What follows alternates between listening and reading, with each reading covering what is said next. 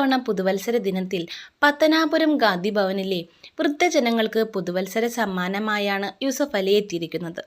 15 കോടിയിലധികം ചെലവ് വരുന്ന കെട്ടിടമാണ് ഇത്തവണ യൂസഫ് അലി പത്തനാപുരം ഗാന്ധി ഭവൻ അന്തേവാസികൾക്കായി നിർമ്മിച്ചു നൽകുന്നത്.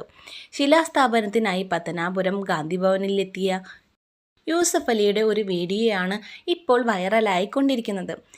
അവിടുത്തെ പ്രാർത്ഥനാ ഹാളിൽ തൻ്റെ ചിത്രം വച്ചിരിക്കുന്നത് കണ്ട് യൂസഫ് അലി ഉടനെ തന്നെ അത് എടുത്തു മാറ്റണമെന്ന് അവിടെയുള്ളവരോട് ആവശ്യപ്പെടുകയാണ്.